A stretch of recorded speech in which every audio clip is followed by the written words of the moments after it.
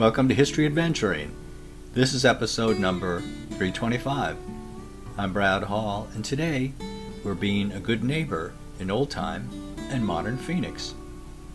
There's an old saying, good fences make for good neighbors, and it's really true, especially out in the West, where sometimes it can be difficult to know where your neighbor's property ends and yours begins.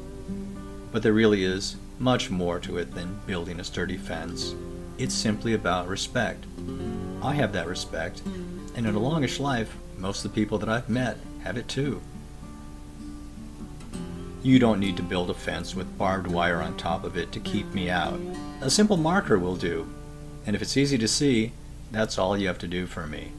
I will respect your property. I will not take things that don't belong to me. I also won't cheat, steal, or lie. I'm a man of honor. Men, and of course women, of honor don't need to memorize a lot of complicated laws. They would know, for example, how many liquor stores that they would need to rob in order for the police to come after them. One. But mostly, they just simply know how to behave as a good neighbor. Speaking for myself, my first lesson in this was when I was a kid, mowing the grass for my grandma in her little town in Minnesota. There had been fences between the property many years ago, but over the years they had just faded away, so I had to learn where the property line was between Grandma's house and the house next door.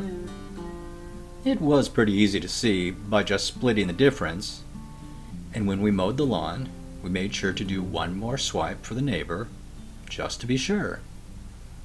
We didn't go out there with a measuring tape. We were just generous. This was a given. Of course, all of this makes me think about being a good neighbor in old-time Phoenix. Yes, of course, there were stinkers who probably stole clothes that were left hanging out to dry, or robbed banks. But I see people like myself.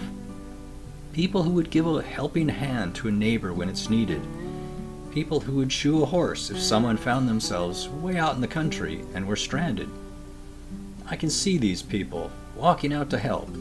Their face tanned from working in the sun, their hands rough, their clothes dirty, and probably sweaty.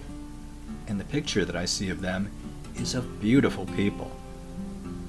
Thank you for being a good neighbor. Can I get a drink of water from your well? This has been History Adventuring. I'll talk to you later.